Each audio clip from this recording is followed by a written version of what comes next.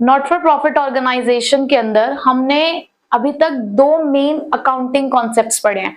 पढ़ तो इसके अंदर हमने बहुत कुछ लिया है, लेकिन प्रैक्टिकल पॉइंट ऑफ व्यू से हमने इसके अंदर दो मेन कॉन्सेप्ट पढ़ लिए हैं, फंड बेस्ड अकाउंटिंग और सब्सक्रिप्शन अकाउंट। आज हम इसका तीसरा कॉन्सेप्ट पढ़ने वाले हैं, the calculation of consumable items. तो पहले मैं आपको समझा दूं कि कंज्यूमेबल आइटम्स होती क्या है। देखो, हम अपने बिजनेस के अंदर, अब देखो यहाँ पर हम बिजनेस नहीं करते, सोशल वेलफेयर के लिए काम करते हैं, बट कुछ तो काम हो रहा है, चाहे सोशल वेलफेयर के लिए हो रहा है। जैसे कि एक स्पोर्ट्स क्लब ही रन किया जा रहा है, तो स्पोर्ट्स क्लब के अंदर ना अलग अलग तरीके के एसेट्स आते हैं। जैसे कि एक तो आते हैं सीधे स्ट्रेट फॉरवर्ड आपके फिक्स्ड एसेट्स, ठीक है। अगर वो स्पोर्ट्स क्लब क्या खरीद रहा है, अपने कोई फर्नीचर खरीद रहा है, कोई मशीन खरीद रहा है अपने यहाँ पर इंस्टॉल करने के लिए, तो ये सारे तो उसके फिक्स्ड एसेट हो गए, कोई दिक्कत वाली बात नहीं है। बट वो कुछ सामान ऐसा खरीदते होंगे जो एक ही साल के अंदर अंदर उनका कंज्यूम हो जाता होगा। पर अब वो चीज जो है ना, वो उनके लिए, से हम नॉर्मल बिजनेस के अंदर रॉ मटेरियल वाला कंसेप्ट करते हैं ना, तो यहाँ पर भी ना कुछ चीज वो ऐसी खरीदते हैं जो उनके लिए स्टॉक है। तो नॉट फॉर प्रॉफिट ऑर्गेनाइजेशंस के अंदर भी कुछ अलग अलग तरीके के एसेट्स आते हैं, जिसमें एक तो होते हैं फिक्स्ड एसेट्स। फिक्स्ड एसेट्स क्या, जैसे कि कोई फर्नीचर खरीद लिया, कोई ऑफिस इक्विपमेंट जैसे कंप्यूटर वगैरह खरीद लिया, प्रिंटर ले लिया, या कोई मशीन हमने इंस्टॉल करा दी, तो एक तो होगा ये फिक्स्ड एसेट। बट कुछ सामान वो ऐसा खरीदते हैं जो एज अ स्टॉक वो इस्तेमाल करते हैं। जैसे एक स्पोर्ट्स क्लब है, अब एक स्पोर्ट्स क्लब के अंदर सपोज करो कि वो टेबल टेनिस खेलते हैं, ठीक है। अब जब टेबल टेनिस खेलते हैं तो उसके अंदर क्या चीज बार बार चेंज करनी पड़ती है? बॉल। जब हम बैडमिंटन खेलते हैं तो क्या चीज होती है जो बार बार चेंज करनी पड़ती है? शटल, ठीक है। तो इसे बोलेंगे हम यहाँ पर कहीं ना कहीं कंज्यूमेबल आइटम, जो बदलती रहेगी। उसके अलावा अब जैसे कि हम स्टेशनरी इस्तेमाल करते हैं, तो स्टेशनरी भी क्या होता है ना कि हम लोग अपने बिजनेस के अंदर इकट्ठी खरीद के लेकर आते हैं। अब क्या जितनी स्टेशनरी हम खरीद के लेकर आए होंगे वो एक ही बारी में हमारी यूज हो गई होगी? तो स्कूल्स वगैरह में ये स्टेशनरी आइटम्स आती हैं। अब जरूरी नहीं है कि जितनी हम परचेज करके लेकर आए होंगे उतनी इस्तेमाल उतनी ही होगी, मतलब उतनी ही इस्तेमाल होगी। क्या पता हमें ड्यूरिंग द ईयर और परचेज करनी पड़ जाए।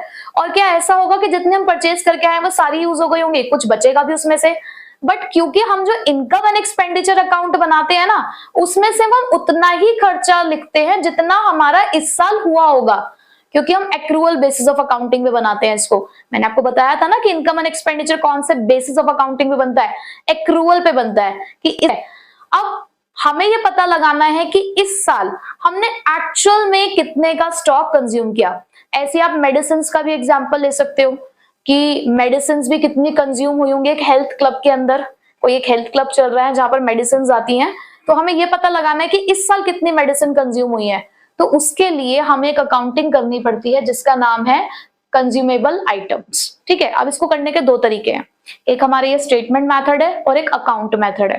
मैं आपको दोनों समझाऊंगी, जो आपको इजी लगे, क्योंकि एमसीक्यू है, वो कोई भी आइटम पूछ रहे हैं, कोई भी चीज पूछ रहे हैं, तो कोई चीज इससे आसानी से निकल जाती है तो कोई चीज अकाउंट से आसानी से निकलती है। तो मैं आपको दोनों मेथड समझाऊंगी, तो आपको जो इजी लगे आप उसका इस्तेमाल करना, ठीक है। अब समझते हैं पहले स्टेटमेंट मेथड को। देखो, सबसे पहले ना क्वेश्चन में आपको ढूंढना है amount paid for that particular consumable item. Suppose करो स्टेशनरी दे रखा है, तो टोटल इस साल जितना भी पैसा हमने स्टेशनरी के लिए पे किया होगा, और ये अमाउंट हमें कहां से मिलेगा? सारा पैसा जो हम खर्च करते हैं वो कौन से अकाउंट में से मिलता है आपको? Receipts and payment account. हम जो भी पैसा खर्च कर रहे हैं, जो भी पैसा हमारे पास आ रहा है एक साल के अंदर, वो सारा उसमें लिखा होता है। तो सबसे पहले आपको ये देखना है कि कितना टोटल पैसा आपने खर्च किया इस साल, ठीक। अब उसमें से हमें छटाई करनी है, जो इस साल का है वो रहने देना है, जो अगले साल का पिछले साल का उसको हमने हटा देना है, ठीक है। तो हम ऐड क्या क्या करेंगे? देखो भाई, जो ओपनिंग स्टॉक होगा वो इसी साल का होगा। ओपनिंग स्टॉक, साल के शुरुआत में जो स्टॉक है वो इसी साल के इस्तेमाल के लिए है, ठीक है, तो हम ऐड करेंगे। क्लोजिंग क्रेडिटर, हमने हो सकता है ना उधार पे भी सामान खरीदा हो, तो कोई क्रेडिटर लास्ट में है, तो जो लास्ट में क्रेडिटर बचा है हमारा, वो क्या इस साल के लिए रहा? अब वो क्रेडिटर किस साल के लिए हो जाएगा? अगले साल के लिए, क्योंकि इस साल का क्लोजिंग अगले साल का ओपनिंग बनता है। तो ठीक है, जो क्लोजिंग क्रेडिटर हमने एट द एंड हमें रिसीव हुए, तो इस साल तक जो भी हमने ट्रांजेक्शन करी होगी उसी तक के होंगे। समझ में आ रही है बात? कि अगर हमें क्लोजिंग क्रेडिटर्स देखने को मिले, क्लोजिंग क्रेडिटर का मतलब क्या है? एट द एंड वाले, एंड मतलब हमने पूरे साल कुछ परचेज करी होगी क्रेडिट पे, तब जाके हमें वो क्रेडिटर्स मिले हैं। ठीक, उसके अलावा जरूरी थोड़ी हम क्रेडिट पे ही सामान खरीदते हैं, हो सकता है हमने कैश पे भी सामान खरीदा हो ये वाला, तो कैश परचेजेस ऐड कर देंगे। और अगर कोई एडवांस हमने बिगिनिंग में पे किया है इस चीज के लिए, इसी सामान को खरीदने के लिए, तो वो इस साल के लिए होगा या अगले साल के लिए होगा? कोई एडवांस मैं इस साल के शुरुआत में पे कर रही हूं, तो वो इसी साल के लिए पे कर रही होंगी ना, तो वो भी इस साल के लिए, इसलिए उसे ऐड कर देंगे। अब इसी का अपोजिट आपका लेस हो जाएगा, सीधी सी बात। भाई जो क्लोजिंग स्टॉक बचा है, अब वो इस साल के लिए तो नहीं बचा, अब वो अगले साल के लिए बचा है, तो लेस कर दो। ओपनिंग क्रेडिटर्स, साल के शुरुआत में क्रेडिटर्स थे ओपनिंग, तो इसका मतलब वो पिछले साल के रहे होंगे, तो वो हमने लेस कर दिया। अगर कोई आपने यहाँ पर बेच दिया अपना ये वाला एसेट, तो ये वाला स्टॉक, तो वो आप माइनस कर दोगे क्योंकि आपके पास रहा नहीं अब वो स्टॉक, लेकिन उसकी भी कौन सी बुक वैल्यू आप माइनस करेंगे। ठीक है। Advance paid at the end, अगर आप साल के एंड में एडवांस दे रहे हो तो इस साल के लिए तो दे नहीं रहे हो, अब वो आप भी अगले साल के लिए दे रहे हो, तो वो आप क्या कर दोगे? लेस। तो इसको सॉल्व करके जो आपका आंसर निकल कर आएगा वो आएगा अमाउंट टू बी डेबिटेड। कहां debited? In income and expenditure account. ठीक है, तो ये हमारा स्टेटमेंट मेथड है। पहले एक क्वेश्चन इस टॉपिक से कर लेते हैं, पहले एक क्वेश्चन इस वाले मेथड से कर लेते हैं, फिर हम एक अकाउंट वाला मेथड कर लेंगे। ठीक है।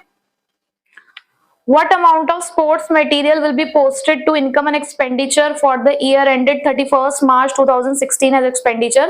हमें ये बताना है कि हम स्पोर्ट्स मटेरियल कितना इनकम एंड एक्सपेंडिचर में डेबिट करेंगे। ठीक है, तो उसके लिए मैं यहाँ पे थोड़ा सा डेटा लिख रही हूँ आपके लिए। हमारे पास दो डेट्स अवेलेबल हैं, 1 अप्रैल 2015 और 31 मार्च 2016।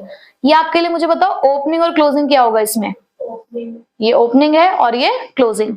तो देखो स्टॉक दे रखा है 1 अप्रैल को 7500 का, और इसी दिन क्रेडिटर्स दे रखे हैं हमें 2000 के।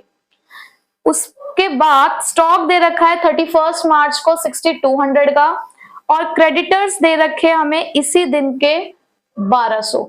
ठीक है, और भी इंफॉर्मेशन है क्वेश्चन के अंदर। Amount paid for the sports material during the year 15-16, पूरे साल हमने स्पोर्ट्स मटेरियल के लिए 17,000 रुपए पे किए हैं। अमाउंट पेड, इसका मतलब क्या दे रखा है? अमाउंट पेड, टोटल आपने अब तक जितना पैसा पे किया, तो यहां आप लिख दोगे amount paid for sports material. कितना पैसा पे किया आपने? 17,000। ठीक है। एक और इंफॉर्मेशन है क्वेश्चन के अंदर, advance paid for the sports material as on 31 March 2016। Advance paid for sports material as on 31 March 2016, यानी कि यहां पर मेरे पास एडवांस भी है, लेकिन वो एडवांस सिर्फ कब का दे रखा है? एंड का दे रखा है। और कितना दे रखा है? 3500। हमने क्वेश्चन की सारी इंफॉर्मेशन देख ली है, क्वेश्चन की हमने सारी इंफॉर्मेशन देख ली, बस हमें क्या करना है? उसको प्लेस करना है। देखो 1 अप्रैल को स्टॉक कितना दे रखा है? 7,500। वो आपके लिए क्या है? Opening stock. तो ओपनिंग स्टॉक के आगे आप यहां लिख दोगे ऑफ स्पोर्ट्स मटेरियल कितना? 7,500। और वही स्टॉक 31 मार्च को कितने का है? 6200। तो वो क्या है आपके लिए? Closing stock. तो जहां आपने क्लोजिंग स्टॉक लिखा वहां आप 6200 लिख देना। उसके बाद क्या दे रखे हैं? क्रेडिटर्स। ओपनिंग क्रेडिटर्स कितने के आपके पास? 2000 के। तो ओपनिंग क्रेडिटर्स कितने हमारे पास? 2000। क्या हमारे पास क्लोजिंग क्रेडिटर्स हैं? कितने के हैं? 1200 के। तो यहां आप लिख दोगे 1200। हमारे पास कैश परचेजेस है क्या क्वेश्चन के अंदर? नहीं। तो नहीं है तो आपको इसे लिखने की जरूरत भी नहीं है। एडवांस इन द बिगिनिंग है क्या हमारे पास? नहीं दे रखा था क्वेश्चन में, तो छोड़ देते हैं इसको। क्या हमारे पास एडवांस एट द एंड है क्वेश्चन में? बिल्कुल है, 3500 का। तो यहां आपने 3500 लिख दिया। ठीक है, बस अब आपने क्या करना है? टोटल ये हो गया आपका 8,700। ऐसे इधर का टोटल करोगे आप, कितना आएगा वो टोटल आपका? 11,700 माइनस करेंगे 11,700, तो कितना आंसर आएगा आपका? ये आ गया आपका 14,000। यानी कि 14,000 आप डेबिट करोगे इनकम एंड एक्सपेंडिचर अकाउंट। अब इस टॉपिक को करने का हमारे पास सेकंड मेथड है अकाउंट मेथड। जिसके अंदर हम दो अकाउंट्स मेंटेन कर रहे हैं। पहला अकाउंट है हमारा स्टॉक अकाउंट और दूसरा अकाउंट है हमारे पास क्रेडिटर्स अकाउंट। ठीक है, तो सबसे पहले स्टॉक अकाउंट को समझते हैं। देखो, स्टॉक हमारा एक एसेट अकाउंट है और एसेट का रूल क्या होता है, डेबिट साइड में बढ़ेगा और क्रेडिट साइड में घटेगा।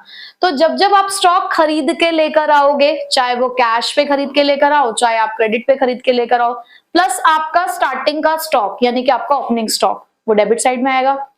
क्रेडिट साइड में क्या आएगा, जब जब आपका स्टॉक कम होगा। स्टॉक कम होने का रीजन क्या है कि आपने अपना स्टॉक बेच दिया हो, ठीक है, या यूज्ड अप कर लिया हो, तो वो आपके क्रेडिट साइड में आने वाली चीजें हैं। तो देखते हैं जरा। सबसे पहले हमारे पास होता है ओपनिंग स्टॉक, जो आपका डेबिट साइड में लिखा जाएगा क्योंकि एसेट अकाउंट है। ये हो गया आपका क्लोजिंग स्टॉक। उसके बाद आपने अगर कैश में स्टॉक खरीदा हुआ, याद है हमने वहां पर कैश परचेजेस लिखा था, ये वो आपकी कैश परचेजेस है। ठीक, उसके बाद हो सकता है आपने यही स्टॉक उधार पे खरीदा हो, तो ये उधारी वाला स्टॉक है, यानी कि ये भी परचेजेस है लेकिन ये क्रेडिट परचेजेस है। ठीक है, उसके बाद अगर आपने अपना स्टॉक बेचा तो आप लिखोगे बाय कैश अकाउंट, बट यहाँ पे आप बुक वैल्यू पे मत लिखना, यहाँ पे आप इसे किस वैल्यू पे लिखोगे, सेल वैल्यू पे ही लिखोगे। अब अगर इसे बेचने पे प्रॉफिट हुआ हो तो प्रॉफिट लिखेंगे आप यहाँ और लॉस लिखेंगे यहाँ पर। ठीक है, उसके बाद अगर आपने यही स्टॉक कंज्यूम कर लिया होगा तो कंज्यूम्ड वाला कहाँ आता है, इनकम एंड एक्सपेंडिचर में। बेसिकली यही हम निकालने की कोशिश कर रहे होते हैं, ये वो लास्ट का आंसर था जो हमने स्टेटमेंट में निकाला है। ठीक है, ये हो गया आपका stock account. Creditors account liability account है, बढ़ने पे क्रेडिट होता है, घटने पे डेबिट होता है।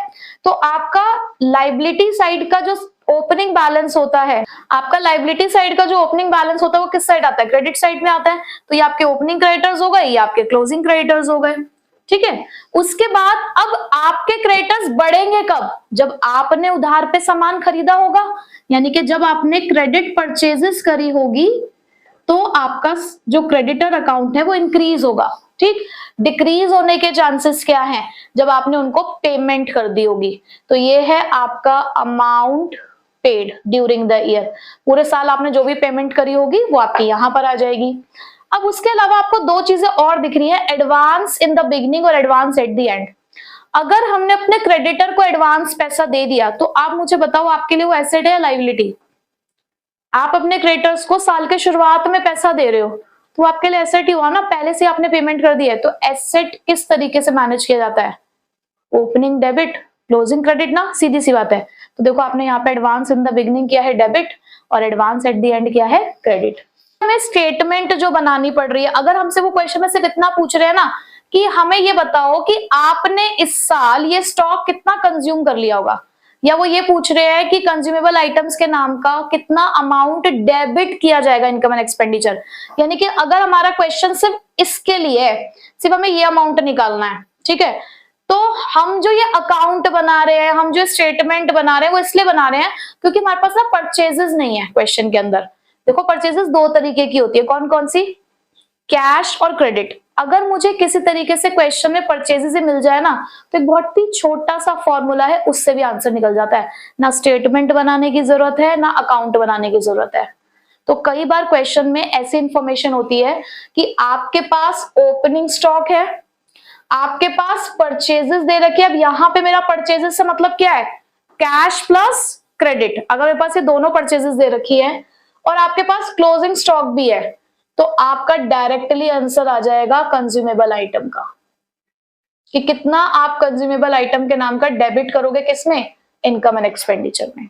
तो पहले इंफॉर्मेशन देखो कि इंफॉर्मेशन में क्या है, पहले यही ढूंढो। अगर ये तीनों चीजें दे रखी हैं तो डायरेक्ट आंसर आ जाएगा, अगर ये तीनों चीजें नहीं दे रखी तो या तो आप फिर स्टेटमेंट पे जाओगे या फिर आप अकाउंट पे जाओगे। ठीक है, तो अब हम देखते हैं, एक मैं एमसीक्यू करा रही हूँ आपको कि हमारे पास क्या इंफॉर्मेशन है। अब उस इंफॉर्मेशन को हम इस अकाउंट की हेल्प से सॉल्व करेंगे। ठीक है, क्वेश्चन को पहले ध्यान से सुनेंगे। Amount paid for medicines purchased during the year 4.5 lakh. Amount paid for medicine, हमने पूरे साल मेडिसिन के लिए 4.5 लाख रुपए पे किए। कहां लिखना चाहिए हमें, ये रहा, हम ये मानकर चलेंगे। अब देखो ये आप कहोगे कि मैम ऐसा भी तो हो सकता है कि आपने कैश में मेडिसिन खरीदी हो, बट हम ऐसा मानकर चलते हैं कि ये जो पैसा हमने भरा है ना, ये हमने अपने क्रेडिटर्स को ही भरा होगा। ठीक है, तो पहली बात तो मैं ये इसका नामकरण कर देती हूँ कि ये हमारा एक मेडिसिन अकाउंट है। ठीक है, ये क्रेडिटर्स भी किसके हैं? मेडिसिन के हैं। ठीक है, तो यहां पर हमें पहला अमाउंट मिला 4.5 लाख। आगे लिखा है creditors for medicine in the beginning and at the end of the year वर। आपको क्रेडिटर्स बिगिनिंग के भी दे रखे हैं और एंड के भी दे रखे हैं। कितने? बिगिनिंग के दे रखे हैं उन्होंने 49,000 और एंड के दे रखे हैं 65,500। Clear? Cash purchases of the medicines वर, आपको क्वेश्चन में कैश परचेजेस भी दे रखी है। कितने की कैश परचेजेस दे रखी है? मैं फिलहाल अभी कैश परचेजेस यहां लिख रही हूं। कैश परचेजेस है मेरे पास क्वेश्चन में 1,25,000 की। ठीक है, मुझे स्टॉक से रिलेटेड कोई इंफॉर्मेशन नहीं है क्वेश्चन में, ना स्टॉक का ओपनिंग बैलेंस है ना क्लोजिंग बैलेंस है। जब मेरे पास स्टॉक से रिलेटेड कोई इंफॉर्मेशन नहीं तो मुझे ये अकाउंट बनाना ही नहीं है। ठीक, आगे उन्होंने मुझसे पूछा क्या है? The amount of machinery purchased by the Janhit charitable hospital during the current year. आपको सिर्फ ये निकालना है कि आपने टोटल मेडिसिन कितनी परचेज करी। आपसे परचेजेस पूछना चाह रहे हैं, तो परचेजेस मैंने अभी आपको बताया किन दो चीजों को मिलाकर बनती है, कैश परचेजेस और क्रेडिट परचेजेस। आपको क्वेश्चन में कैश परचेजेस गिवन है, किसी तरीके से अगर मुझे क्रेडिट परचेज मिल जाए तो आंसर आ जाएगा। और वो क्रेडिट परचेजेस कहां से मिलेंगी? क्रेडिटर अकाउंट है ना, तो निकालते हैं। देखो क्वेश्चन में हम ऑलमोस्ट सब कुछ फिलअप कर चुके हैं। हमारे पास ओपनिंग बैलेंस आ चुका है, हमारे पास क्लोजिंग बैलेंस आ चुका है। एडवांस नहीं दे रखा हो तो डैश डाल देना। अब जो बैलेंसिंग फिगर से आएगा वो क्या आएगा? क्रेडिट परचेज ही तो निकल कर आएगी आपकी। तो बस देखो, आपको फॉर्मेट पता था, आपने अमाउंट्स डाले, आपको सिंपली ये मिल जाएगा कि आपने कितने की क्रेडिट परचेजेस करी है। ठीक है, तो इस साइड का टोटल हमारा आ रहा है 5,15,500। यहाँ पे भी आप लिखोगे 5,15,500। डिफरेंस आ रहा है अब आपको ये माइनस करके 4,66,500। तो क्रेडिट परचेजेस हमारी निकल कर आई 4,66,500। अब ये अमाउंट ना क्वेश्चन में दे रखा है, थर्ड ऑप्शन में ये अमाउंट दे रखा है। बच्चा क्या करेगा? देखेगा हमारा आंसर आ गया, ऑप्शन में भी टिक कर देगा। क्या पूछा था उन्होंने हमसे क्वेश्चन में? उन्होंने हमसे पूछा था मेडिसिन परचेज्ड। अब मेडिसिन परचेज में भाई उन्होंने कैश में परचेज करी है, क्रेडिट में ही परचेज करी है। तो आप इस अमाउंट को क्या करोगे? पहले इसमें ऐड करोगे। ठीक है, जब ऐड करोगे तो कितनी आ रही है टोटल? जब आपने ऐड किया तो आपको मिला 5,91,500। ये है आपकी टोटल परचेजेस। तो आपका करेक्ट आंसर यही है, जो कि है ऑप्शन नंबर डी हमारे पास। ठीक है, तो जब भी आप क्वेश्चन सॉल्व कर रहे हो थोड़ा सा ध्यान रखो कि क्वेश्चन पूछा क्या गया है। कई बार ऐसा होता है कि ऐसी डिजिट आ जाती है जो आपके ऑप्शन में अवेलेबल है, बट हो सकता है वो आपका आंसर ना हो, उन्होंने पूछा कुछ और हो आपसे। तो एमसीक्यूज का ना खेल ही यही है कि हम लोग कई बार जाने अनजाने में ऐसी गलतियां कर बैठते हैं। तो बहुत ही ज्यादा आपको अपने दिमाग को खोल कर बैठना है कि भाई क्या पूछा गया है। ठीक है, तो हमने आज ये कंज्यूमेबल आइटम्स वाला कॉन्सेप्ट कर लिया है। आप इसके जितने एमसीक्यूज प्रैक्टिस करोगे उतने ही अच्छे से आपको आएगा।